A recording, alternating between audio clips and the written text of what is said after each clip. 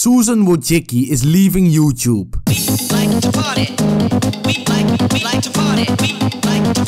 So it finally happened, guys and girls. Susan is finally stepping down from her position as CEO of YouTube.com. During her period as CEO of YouTube, she made a lot of changes to the YouTube platform. Some of them were actually good, but of course we all remember the shit ones.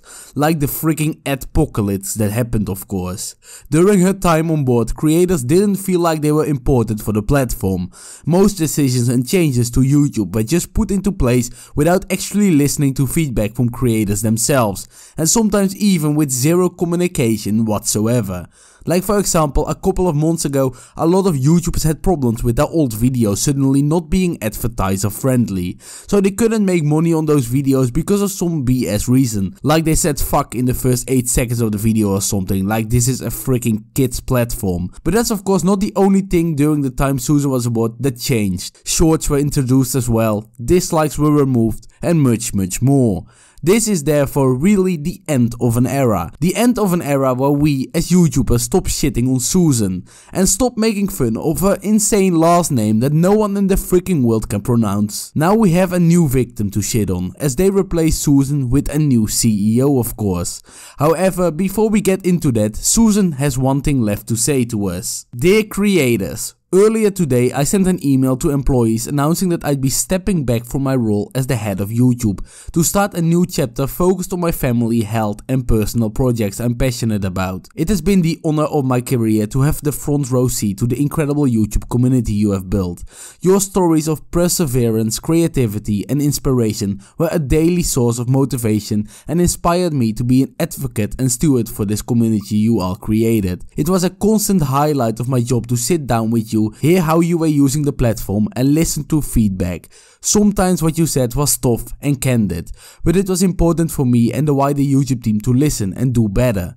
Today the YouTube community is incredibly strong. You are building businesses and following your dreams. So of course she's coming with some dumb ass story about the community being incredibly strong. Stronger than ever before, and a YouTube team that actually listens to feedback. Which in itself is kinda insane, of course. I mean, during her time on board she started, for example, YouTube Rewind. A fun little yearly thing that everyone in the community enjoyed at the start. But in the end it turned into something everyone was mad about, to the point that they stopped it altogether because it was a complete shit show. Where in that situation do we see an incredibly strong community? How I see it, YouTube is more divided than ever before. All YouTubers from different genres like to shit on each other, and that's of course all fun and games, but YouTube itself is also not functioning that well in my opinion. As the top of YouTube, the ones that need to make a decision really seem indecisive on a lot of things. Either they want to stop monetizing swear words altogether to keep some woke people happy, or they want to keep the platform for all kinds of content, and they just can't decide between the two. So randomly one video will be monetized while the other will not, and then suddenly out of nowhere, every few months this happens, they demonetize a whole lot of videos from a lot of YouTubers with a swear word in it, and boom, a week later they change the policy again. If that doesn't show that even the people at the top of YouTube are not having the same thoughts together, I don't know what will. YouTube is and will always be too big for its own good. But okay, enough of me complaining from that part. Let's see what Susan writes about the new guy that's joining YouTube as new CEO. You will continue to have someone committed to building and advocating for creators at the helm of YouTube. YouTube's longtime Chief Product Officer, Neil Mohan, will take over the leadership role. He is an excellent leader and understands his community and what you need today, tomorrow and in the future better than anyone.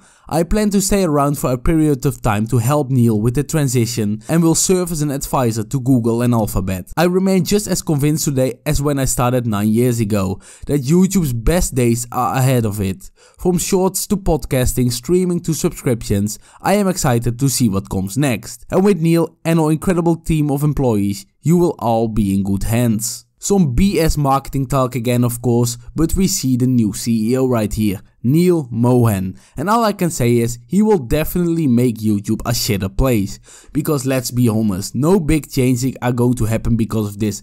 Everything will stay the same as when Susan was here. Slowly but surely we will go downhill like we've done for years. Neil Mohan was before this some senior vice president of video advertising at Google, so every policy that was ever pushed was probably coming from him anyway. So yeah, nothing really is changing, I think. So what I would like to say to Neil is good luck, because he is going to need it, as the whole freaking YouTube community will be watching him, every move he makes, and shitting on him for every small thing he fucks up. But in the end, like I already said, I think nothing will really change. But I am very sad that our beloved person, Susan Wojcicki, will step down, as taking the piss at her was always very fun.